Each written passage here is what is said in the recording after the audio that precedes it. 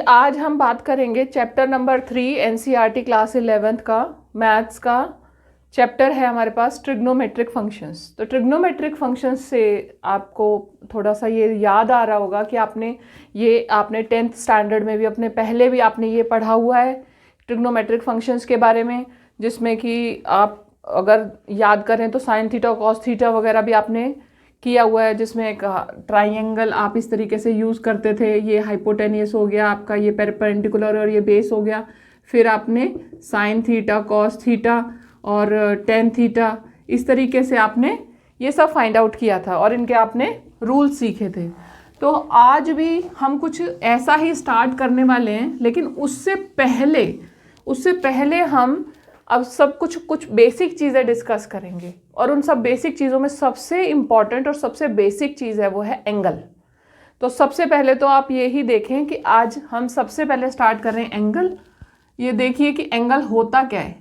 ये एक रे है, ये रे इस रे से दूसरी रे जब मूव कर रही है और वो इनिशियल पॉइंट से नहीं हट रही है, यानी कि इनिशियल पॉइंट पर तो वो जुड़ी हुई है और वो इस तरीके से जैसे एक क्लॉक में हैंड्स मूव करते हैं उस तरह से जो मूव करती है, और उसके मूव करने से उनके बीच में जो डिफरेंस आता है, जो रोटेशन हो रही है उनकी, उस रोटेशन का मेजरमेंट जो होता है वही एंगल होता है।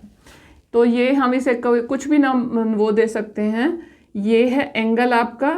एंगल क्या है? Measure of rotation between the two rays, initial and final ray, जो कि आपस में एंड पॉइंट पर जुड़ी हुई हैं। ठीक है, ये तो हो गया आपका एंगल। एंगल क्या होता है? अब एंगल को मेजर, जैसे आपने पहले भी उसमें किया होगा, 30 डिग्री का एंगल, 40 डिग्री का एंगल, 50 डिग्री का एंगल। तो एंगल जो आपने कभी आपने केवल ये ही पढ़ा था कि भाई ये डिग्री में ऐसे ऐसे एंगल होता है, इतना इतना होता है, आप डी को यूज़ करते थे। लेकिन अभी मैं आपको बताती हूँ कि डिग्री होती क्या है, और दूसरी बात कि इसमें एंगल को हम पॉजिटिव और नेगेटिव दोनों तरह से लेते हैं। जब आपकी इनिशियल रे इस तरीके से है और ये आपका जो दूसरी रे है वो इस तरह से एंटी क्लॉकवाइज मूव करती है, इस तरह एंटी क्लॉकवाइज मूव कर रही है, तो जो आपका एंगल है उसे हम पॉजिटिव मानते हैं। एंगल जो आपका बनेगा वो पॉजिटिव होगा, थीटा कह लो इसे।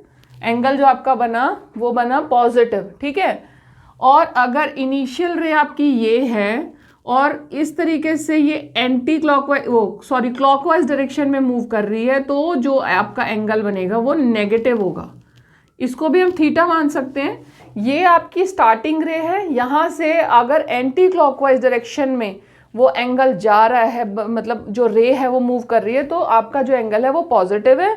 और अगर वो नेगेटिव डायरेक्शन में मूव कर रही है तो वो नेगेटिव है। क्लॉकवाइज डायरेक्शन में मूव कर रही है तो वो आपका जो एंगल बना वो नेगेटिव है। ठीक है, अब ये बात तो क्लियर हो गई कि एंगल पॉजिटिव कब होता है, नेगेटिव कब होता है। चलिए अब बात करते हैं हम कि डिग्री एक्चुअली होती क्या है, कैसे डिग्री का मेजर होता है।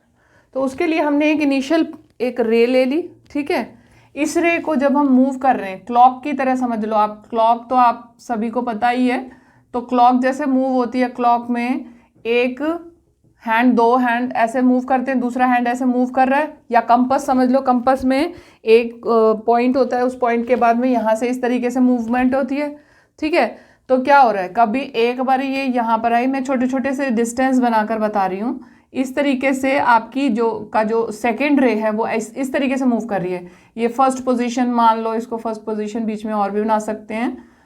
तो इस तरीके से ये मूव कर रही है आपकी, इस तरह मूव करती जा रही है और आखिर में आकर वापस इसी पर ख़त्म हुई। ठीक है, तो जो इतनी जो मूवमेंट है इस लाइन से स्टार्ट हो रही है, यहाँ से स्टार्ट हो रही है इस लाइन से, और ये मूव करती यहाँ पर आई। तो ये जो पूरी मूवमेंट है इसे हमने 360 डिग्री मान लिया। 360 डिग्री में हमने इसको मान लिया कि एक रे जो है वो अपनी पोजीशन से स्टार्ट हुई, घूमती वापस वहीं पर आ गई, उसने एक सर्कल बना लिया। ये जो पूरा का पूरा सर्कल है इसे हम 360 डिग्री का एंगल मान लेते हैं। यानी कि हमने इसको, जैसे कि आपने फ्लैग में देखा होगा कि बीच में जो हमारे यहाँ पर नीला वाला चक्र होता है उसमें 24 वो होती हैं, तीलियाँ होती हैं, स्पाइक्स होती हैं। तो क्या उसी तरीके से आप इसको इमेजिन कर सकते हो कि इसी तरह से ये लाइंस इस तरह से आ रही हैं और इसमें 360 पार्ट बन रहे हैं, यानी कि ये जो एक पार्ट है इसी तरह के 360 पार्ट्स इसमें बन जाएंगे। रे को हम इस तरीके से यहाँ पर अलग अलग हिस्से हमने इसके कर दिए, ठीक है। तो जब इसके पूरे के 360 डिग्री पार्ट कर दिए तो इसका मतलब जो एक पार्ट है, ये जो एक पार्ट है ये 1 डिग्री कहलाएगा। 1 डिग्री के 360 पार्ट हो गए, तो ये टोटल मिलाकर 360 डिग्री हो गया। अच्छा, ये क्या है कि ये तो एक छोटी मूवमेंट के लिए आप इसको मान सकते हो। कई बार क्या होता है कि साइज़ बड़ा है, जो भी चीज़ आपकी मूव कर रही है उसका साइज़ बड़ा है, जो रोटेशन हो रही है, कभी व्हील छोटा होता है साइकिल का या मतलब गाड़ी का, और कभी बड़ा व्हील है तो उसकी मूवमेंट भी बड़ी है। तो उस बड़ी मूवमेंट को मेजर करने के लिए हमने डिग्री को और डिवाइड कर दिया, फर्दर डिवाइड कर दिया। तो 1 डिग्री को मिनट में डिवाइड कर दिया। अभी हम क्लॉक की ही बात कर रहे हैं, जिस तरह से क्लॉक की बात कर रहे थे, तो क्लॉक से आपको ये समझ में आ जाएगा कि 1 डिग्री को इन्होंने 60 मिनट्स में डिवाइड कर दिया। 1 डिग्री की जो मूवमेंट है वो 60 मिनट्स के बराबर है, ठीक है। और इसके लिए आप इसको क्या लिखोगे, यहाँ पर 1 डिग्री ये हो गया कि ये सर्कल पूरा 360 डिग्री में डिवाइडेड है, उसमें से एक पार्ट ले लोगे तो वो 1 डिग्री हो जाएगा। ऑब्वियसली 360 पार्ट है, 360 पार्ट में से 1 पार्ट लिया, 1 डिग्री हो गया। और ये जो 1 डिग्री है इसको फर्दर हमने 60 मिनट्स में डिवाइड कर दिया, 60 मिनट्स। और हम जब इसको मैथ्स की लैंग्वेज में लिखेंगे तो हम इसको 60 डैश लिखेंगे, मिनट्स लिखने की बजाय पूरा हम इसे डैश लिखेंगे, ठीक है। ऊपर हमने डैश लगा दिया और ये हो गया। अब क्या है कि उससे भी ज़्यादा अगर हमें एक्यूरेट मेजरमेंट चाहिए एंगल का, उससे भी ज़्यादा, तो हम और क्या करेंगे, हम मिनट को फर्दर सेकंड में डिवाइड कर देंगे। तो जो 60 मिनट है, अब 1 मिनट कितने के बराबर हो गया, 60 सेकंड के बराबर हो गया ना, 60 सेकंड हो गया, ठीक है। अब जो 1 मिनट है वो 60 सेकंड के बराबर है, तो इसको जो 1 डिग्री है वो 3600 सेकंड, यानी डबल डैश। अब सेकंड की जगह हमने क्या कर दिया, डबल डैश। मिनट के लिए 1 डैश और सेकंड के लिए हमने 2 डैश लगा दिए। ये हमारा कन्वर्जन हो गया, डिग्री को और स्प्लिट कर दिया हमने, और छोटे मेजरमेंट में हमने उसे स्प्लिट कर दिया, ताकि जो बड़ी मूवमेंट हैं उन बड़ी मूवमेंट में जो माइन्यूट से भी एंगल होते हैं हम उन्हें भी स्टडी कर पाए, ठीक है। यहाँ पर आपका डिग्री हो गया ख़त्म। अब हम बात करेंगे रेडियन की। जिस तरह से हमने डिग्री की बात की, उसी तरह एंगल को मेजर करने का एक और तरीका है, वो है रेडियन। अब रेडियन क्या होता है, जैसे हमने अभी कहा कि हमने एक सर्कल ड्रॉ कर लिया, उसे हमने 360 डिग्री के एंगल्स में डिवाइड कर लिया। एक एंगल को हमने, मतलब एक पार्ट को हमने 1 डिग्री मान लिया। तो उसी तरह हमने क्या किया, एक सर्कल ड्रॉ किया, एक सर्कल ड्रॉ किया हमने, although it's not like a circle, पर हम इसे मान लेते हैं, ठीक है। ये हमारी रेडियस हो गई, यहाँ पे ये रेडियस हो गई। अब क्या है, वैसे तो आइडियली जो हमें बुक्स में गिवन होता है उसमें क्या होता है कि 1 यूनिट रेडियस, कोई भी यूनिट ले लो, 1 यूनिट रेडियस, ठीक है। और जितना ये 1 यूनिट रेडियस है, जो हमने यूनिट ली है उतनी ही हमने यहाँ पर आर्क ले ली, 1 यूनिट आर्क हो गई। इसको हमने यहाँ से इस तरह से मिला दिया, तो जो एंगल बना, ये भी आर है, ये भी आर है, और ये है हमारी आर्क। इस आर्क की लेंथ भी हमारी रेडियस के बराबर ही है। तो हमने 1 यूनिट लेंथ ली रेडियस की, तो 1 यूनिट ही हमारी आर्क भी हमने ली, और उसके बाद हमने इस तरह से मिला दिया। तो जो ये एंगल इसमें बनाया, ये 2 रेडियस जो एंगल सबटेंड करती हैं, इसे क्या कहते हैं, इसे रेडियन कहते हैं। रेडियन यानी मतलब 1 रेडियन, सिंगल रेडियन। हम अभी एक यूनिट की बात कर रहे हैं। यूनिट का मतलब आप कोई भी यूनिट ले सकते हो, पर आइडियली अगर आप मतलब आप जनरल वे में जब बात कर रहे हो तो आप सर्कल के कहने का मतलब ये है कि आप जो रेडियस, जितनी रेडियस ले रहे हो उतनी ही आर्क आप जो उस पर उतनी ही आर्क को सबटेंड करके जो आपका एंगल बनेगा, यानी आपने अगर यहाँ आर मान लो आपने 10 यूनिट लिया तो 10 यूनिट ही आप आर्क लोगे। रेडियस आपकी 10 यूनिट है तो 10 यूनिट ही आपकी आर्क है। रेडियस और आर्क जब बराबर होगी और फिर वो जो मिलकर एंगल बनाएंगे वो 1 रेडियन के बराबर होगा। ठीक है, ये है हमारी रेडियन। अब इसको आप जितना बढ़ाओगे यूनिट सर्कल में यूनिट आर्क जितना एंगल सबटेंड करती है उसे हम रेडियन कहते हैं। ठीक है, रेडियन जो है वो भी मेजर है एंगल का। अब मान लो मैं ऐसा करूं कि मैं इस आर्क को थोड़ा सा और बढ़ा दूं और मैं इसे यहां तक ले आऊं। ठीक है, यहां तक ले आऊं और ये जो टोटल है ये कितना है मेरे पास, ये है 1.5 यूनिट। ठीक है, तो ये जो है 1.5 यूनिट हो गया। रेडियस हमारे पास 1 यूनिट थी तो हमारी जो रेडियन है वो क्या आई, 1.5 रेडियन।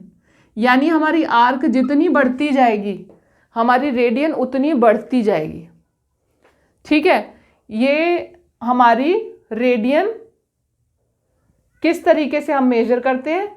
अब इसे हम जनरल वे में अगर आर यूनिट लेते हैं तो हमने आर लेंथ ले ली आर्क की और ये हमारी रेडियन आपके सामने। अब जब जनरल वे में हम बात करें तो हम वैसे जब सर्कल में रेडियन फाइंड आउट करेंगे तो हम कैसे निकालेंगे। अब ज़रूरी नहीं है कि आपके पास हर बार यूनिट सर्कल ही हो, यूनिट सर्कल या फिर मतलब आर्क आपने यूनिट लेंथ की ले रखी हो। मान लो आपके पास एक क्वेश्चन है उसमें आपको एल लेंथ की आर्क दी हुई है और आर लेंथ की आपकी रेडियस है, तो आप क्या करोगे। अब देखिए हमने यहाँ पे देखा कि आर रेडियस और आर ही आर्क 1 रेडियन बनाता है। ठीक है, तो जब हम रेडियन का एंगल मेजर करेंगे तो वो L अपॉन आर होगा, जहां पर L क्या है, लेंथ ऑफ आर्क, और R क्या है हमारी, length of radius, length of radius थी। जब हमने 1 रेडियन निकाला तो देखो आप यहां पुट करके देखो 1 रेडियन कितने के बराबर था, जितनी हमारी यूनिट थी सॉरी रेडियस थी, रेडियस की जितनी यूनिट थी उतनी ही आर्क थी। तो मान लेते हैं हम आर हमारी लेंथ है रेडियस की और आर ही हम क्या लेंगे, लेंथ ऑफ आर्क लेंगे। तो 1 radian is equal to R upon R हो गया। ये इस चीज को सेटिस्फाई कर रहा है। ठीक है, ये हमारा हो गया 1 रेडियन, या इसे थीटा कह लो, जो कहना है कह सकते हो आप। ठीक है, ये आपके पास एक जनरल फॉर्मूला आ गया जिससे कि आप रेडियन फाइंड आउट कर सकते हो। अगर आपको लेंथ ऑफ आर्क पता है, लेंथ ऑफ रेडियस पता है, तो आप रेडियन फाइंड आउट कर सकते हो। ये हो गया हमारा अब हम बात करेंगे relation between radian and degree measure. क्या है relation between degree and radian. तो इसका रिलेशन कैसे फाइंड आउट करना है हमें। सबसे पहले पूरे सर्कल को आपने देखा। ठीक है, मैंने डिग्री के बारे में आपको बताया तो क्या था कि जो डिग्री थी वो 360 डिग्री, पूरे सर्कल का जो एंगल था वो 360 डिग्री बन रहा था। तो उसी तरीके से हम यहाँ पर दोनों को कंपेयर करेंगे। 360 डिग्री का पूरा सर्कल था तो वो हो गया 360 डिग्री। मान लिया एक लाइन जो है वो पूरी की पूरी, ये हमारे पास सर्कल है और ये लाइन है ये, ठीक है, ये यहाँ से स्टार्ट हो रही है, ये एक बनाई फिर ये दूसरी बनाई, इस तरीके से होते होते ये यहाँ तक आ गया, ये हो गया 360 डिग्री। अब इसमें यहाँ पे हमने एक और सर्कल बनाया, इसमें हम रेडियन देखते हैं कैसे होगा। यहाँ पर ये हो गया और ये हो गई आपकी रेडियन, ये आपकी 1 यूनिट हो गई रेडियस और ये हो गई 1 यूनिट आर्क। ठीक है, और ये हो गया आपका 1 रेडियन। अब देखो 1 यूनिट बढ़ने पर 1 रेडियन आपको मेजर मिलता है। तो पूरा का पूरा सर्कल में जितने यूनिट होंगे उतने यूनिट आपकी रेडियन हो जाएगी। ठीक है, तो सर्कल के चारों तरफ जो आर्क है इसकी टोटल लेंथ कितनी होती है? आपने ये सब पढ़ा हुआ है पहले भी। क्या होती है? जो इसका सरकमफेरेंस होता है वही टोटल लेंथ होगी आर्क की। पहले एक बार आपने 1 यूनिट ये किया, फिर 1 यूनिट यहाँ हो गया, फिर यहाँ पर हो गया, फिर यहाँ हो गया। इस तरीके से आप हर बार एक एक यूनिट बढ़ाते जाओगे ना। ठीक है, तो आपको रेडियन इस तरह मिलती जाएगी। दूसरी रेडियन हो गई, ये फिर तीसरी हो गई। यानी कि जो आपके पास टोटल मेजर है वो कितना है? 2 पाई आर का। ये जो पूरा मेजर आया आपका ये है 2 पाई आर रेडियन, क्योंकि ये जितने यूनिट आपका आर्क है उतना यूनिट आपकी रेडियन है। तो एक यूनिट आर्क बढ़ी तो एक यूनिट रेडियन बढ़ गई, दूसरी यूनिट बढ़ी, फिर तीसरी बढ़ी। इस तरीके से टोटल सरकमफेरेंस को जो कवर करेगी तो वो होगी 2 पाई आर। 2 पाई आर के बराबर आपकी रेडियन हो गई। तो हम ये कह सकते हैं कि 360 degree is equal to 2 pi R. ठीक है, तो ये हो गया 360 degree is equal to 2 pi R. ये बात समझ में आ गई? इन दोनों को आप इक्वेट कर सकते हो। इसको मैं यहाँ लिखूंगी 2 pi r is equal to 360 degree. तो हम दोनों तरफ पाई से 2 से डिवाइड कर दें। Pi r is equal to 180 degree. ठीक है, r is equal to 180 degree upon pi. R यानी रेडियस आपकी। ठीक है, रेडियस को अगर आप 1 यूनिट रखते हो, अगर आपका स्टैंडर्ड यूनिट 1 है तो आपके पास एक रेडियन के बराबर, एक रेडियन, 1 रेडियन मेजर कह लो इसको जो है, जैसे हम 1 को डिग्री से यानी सर्कल लगाकर डिनोट करते हैं, इसको सी से डिनोट किया जाता है। तो आप इसे वैसे स्टैंडर्ड फॉर्म में लिखेंगे तो ये आप लिखेंगे 1 radian measure equal to 180 degree upon pi degree measure. ठीक है, ये आपका रिलेशन आ गया इसके साथ। ठीक, तो अब जरा इनको हम वो करके देखें कि हम किस तरीके से बाकी के नंबर्स निकाल सकते हैं। अब रेडियन में हम पहले भी आपने ट्रिग्नोमेट्री का जब टेबल पढ़ा था तो उसमें आप क्या पढ़ते हो? Pi is equal to 180 degree. अब देखो इस वाले इक्वेशन को आप देखो, इस वाली इक्वेशन को, स्टार जो इक्वेशन है इसे देखो, आपको पता चलेगा कि 1 radian is equal to pi radian is equal to 1 radian is equal to 180 degree upon pi था। तो pi radian is equal to क्या बन गया? 180 डिग्री बन गया ना। पाई रेडियन में हमें हमेशा रेडियन लिखने की ज़रूरत नहीं होती। अगर हम खाली केवल पाई लिख दें तो वो अंडरस्टूड है कि वो रेडियन ही है। ठीक है, तो हमने इसे लिखा, सिंपल लिखे हम इसे, pi is equal to 180 degree. ये आपने ट्रिग्नोमेट्रिक की टेबल में, जब आपने पहले अपनी क्लासेस में ट्रिग्नोमेट्री पढ़ी थी तो उसमें आपने ये पढ़ा होगा कि pi is equal to 180 degree होता है। हाँ, आप इसको फिर से कर दो। पाई बाय 2 क्या हो गया? 90 degree. Pi by 3 60 degree. Pi by 4 कितना होता है? 45 डिग्री। Pi by 6 30 degree. इस तरीके से आपके सारे के सारे एंगल्स आपके पास आ गए जो आपने अपनी टेबल में पढ़े हैं। अब जब हमें रेडियन और हमने डिग्री रिलेशन पढ़ लिया कि ये हमारे पास क्या रिलेशन आ गया, अब हम इसकी डिग्री निकाल लेते हैं। इसकी डिग्री निकालने के लिए हमने क्या किया, देखो रेडियन इज इक्वल टू हमने निकाला ये 180 डिग्री। पाई की वैल्यू पुट कर दो इसमें, 22/7 एक स्टैंडर्ड यूनिट वैल्यू है उसकी, तो अप्रॉक्सीमेटली 22/7। तो 22/7 हमने पाई की वैल्यू पुट की तो हमारे पास 57 डिग्री 16 डैश हमारे पास ये आंसर आ गया इसका। इसको हमने कितने डिग्री के बराबर हो गया? ये 57 डिग्री 16 डैश यानी 16 मिनट के बराबर हो गया। सिमिलरली हम इसको डिग्री को इसमें कन्वर्ट करें तो डिग्री हमारे पास क्या थी? ये देखो 180 डिग्री को हम इधर ले जाएं तो 1 degree is equal to pi upon 180 हो जाएगा। 1 degree is equal to pi upon 180 degree. इसे भी सॉल्व करें, 22/7 इंटू में 1 अपॉन 180 डिग्री। 180 डिग्री तो हट जाएगा जब हम पाई वो करेंगे। तो हमारे पास इसका क्या आंसर आ जाएगा, ये अप्रॉक्सीमेटली होता है 0.0176 रेडियन के बराबर।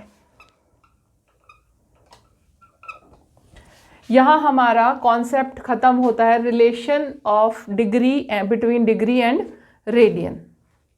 आप मेरे इसी तरह की एजुकेशनल वीडियोस को देखना चाहते हैं तो मेरे चैनल को सब्सक्राइब करें, बेल का बटन दबाएं ताकि नोटिफिकेशंस आप तक पहुंच जाएं।